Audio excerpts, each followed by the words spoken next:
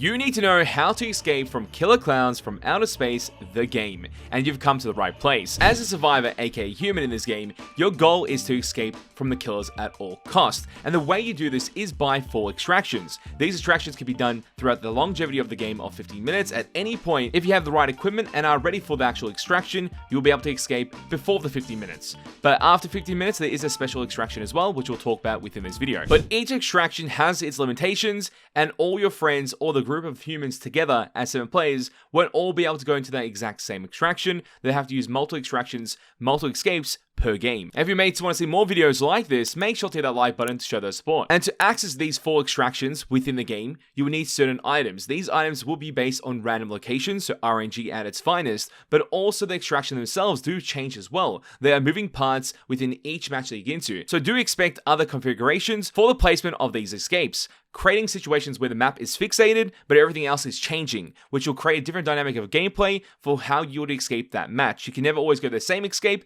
unless you're really lucky to find the same items per game. And those 4 extractions are the escape portal, the bomb shelter, the gated exit, and damaged boat.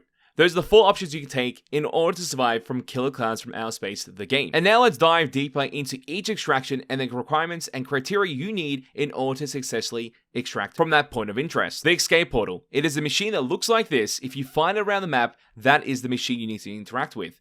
Firstly, you need to find 2 spark plugs, and those are needed to repair and activate this Clown Tech portal. 1 player will fully activate it, 2 other players will be able to pass into the portal, and the last player can run into the portal the last second to escape, creating that clutch ending for that player, which is a 3-player escape. The bomb shelter. Find gas to power the generator, and a key card to open this Clownpocalypse shelter.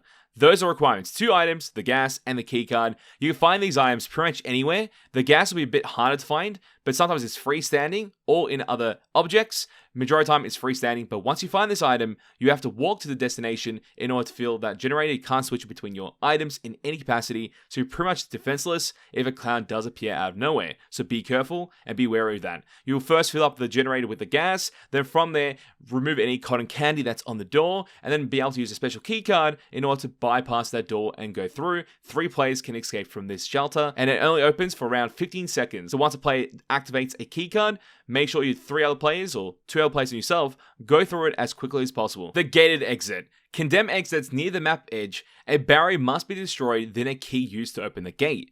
And the barrier can be destroyed by multiple items, but usually get a blunt weapon or even a sharp weapon, whatever weapon you can find, smash that as much as possible until it breaks. But keep in mind, anytime you hit it, and once it does break, it does make sound indicators, which will reveal your location to the clowns, and they'll be able to contest the events of your escape at any point. So watch out for that. But once you've destroyed the barricade, then you can use a key to open the gate and pass the bridge. 3 players can pass that bridge in order to escape the gated exit. In the same light, the clowns can actually prevent people from passing this bridge by going to the bridge themselves and destroying the bridge by walking over it a couple of times, making this exit not usable after the gates have been opened. And same limitations, 3 players can use this extract before it does collapse. The damaged boat. Fill the boat gas tank and install a missing spark plug to start it up and drive away. So this requirement here is the same thing as filling up the gas within the bomb shelter, but for the boat, it will also have its own skill checks. Anything when you have to fill up something or interact with something has its own skill checks. Happens to the other events as well, the other escapes. There will be a skill check of some sort to a certain degree. And after you install a missing spark plug, you'll be able to start up and drive away. You can have 3 players on this boat and be able to make a swift escape from the killer clowns as you enjoy the sunset and the water nearby. So those are the 4 optional main exits or extractions that you can have in killer clowns from outer space. There's also an obstacle that can be placed by the killer clowns, and that is cotton candy. They put layers of cotton candy up to 100% where the humans have to interact with it and complete skill checks in order to remove it. But if you make a wrong skill check, keep in mind the killer clowns will hear that and see that and have a visual representation of your location, and they'll go hunt you down. So be very careful about that when at an extraction removing cotton candy. But if you're able to swiftly do it, you're able to perform the requirements necessary for that extraction and continue as normal in order to escape. And the last exit that does occur, it's the 5th exit, and this is the Terenzi brothers from the movie. They will drive their ice cream van into one of the cotton candy walls or obstacles that you see around the edges of the environment of the map that you're in. that's where they could possibly smash through. So there's a couple of chances for that to occur, and the Tarantino brothers will appear at one of them. And if you're able to get there within that 30 seconds, because it does happen in the last 30 seconds of the game, just before the cloud apocalypse does occur, which will wipe out all humans, that 30 seconds is your chance to get to the location where the Tarantino brothers are and escape successfully. No parts are necessary. All you need is just to be there in the time that's necessary before getting wiped out by the clown apocalypse. Keep in mind that the killer clowns will also know where the location of the Tarantino brothers are and their ice cream truck, and they'll be most likely protecting the location to prevent you from escaping within that 30 seconds. Pro tips that you need as a human player. Your goal is to collect these items. Those key items are a gas, a key card, a gate key, or spark plugs. If you get any of these items, that will depict what extraction that you'll be able to go for, but also be able to provide these items to your other teammates so they have a successful extraction as well, meaning that all the human players can escape, all 7 human players can escape from the killer clowns and claim a perfect victory. And the best place to leave your escape items at, if you're not using that escape,